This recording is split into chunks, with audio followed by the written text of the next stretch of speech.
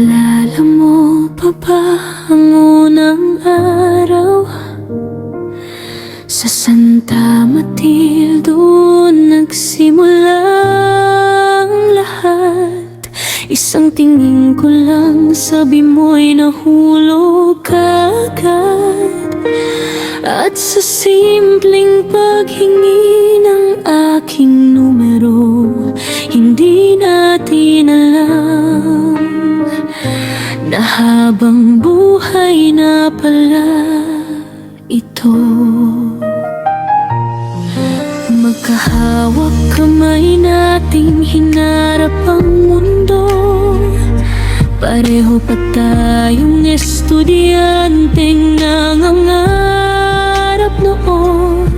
Walang kasiguraduhan, kundi ang pagmamahal at paniniwalang kaya nating buuin ang buhay na sabay nating iginuhin.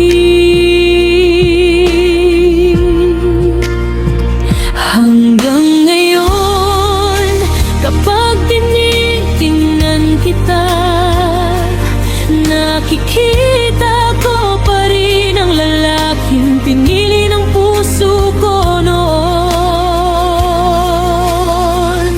11 taon nang ikaw ang asawa ko. Halos 13 taon nang ikaw ang tahanan ko. Mula sa mga pangarap na binubulong lang natin, unti-unti na natin silang naabot.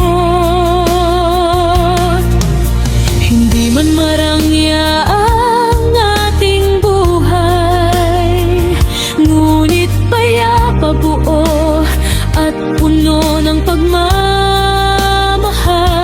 Kung may isa mang pipiliin kong ulitin, ikaw pa rin, ikaw pa rin.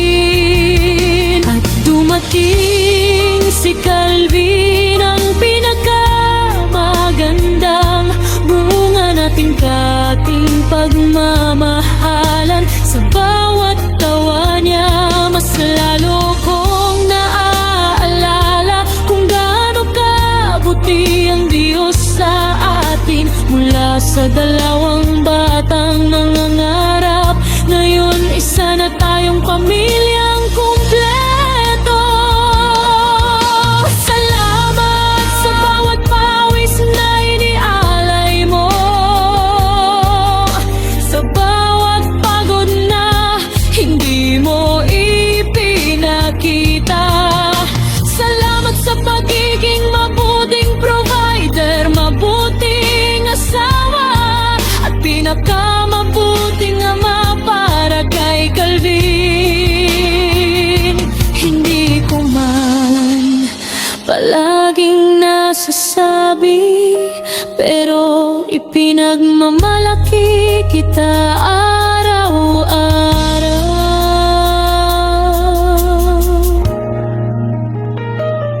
Hiling ko lang, huwag tayong magsawang magmahal kapag dumating ang mahihirap na araw.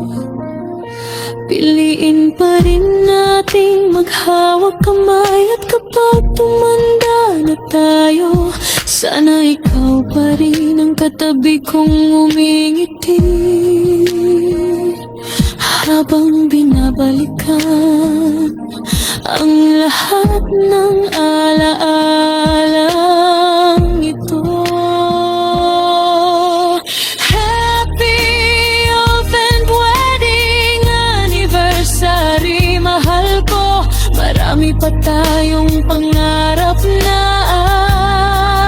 aabutin. Marami pa tayong umagang gigising ng magkatabi. Marami pa tayong tawanan, luha at tagumpay na pagsasaluhan. At kung bibigyan akong mabuhay muli. Hahanapin pa rin kita.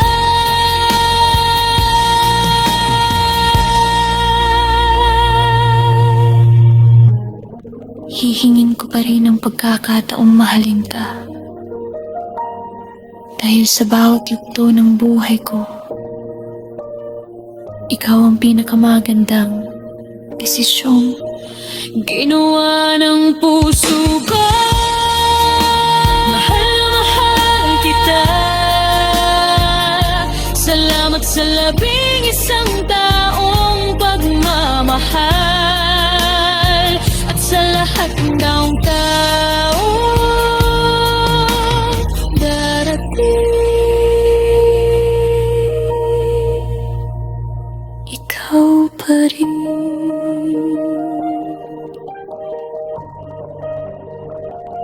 Palagi.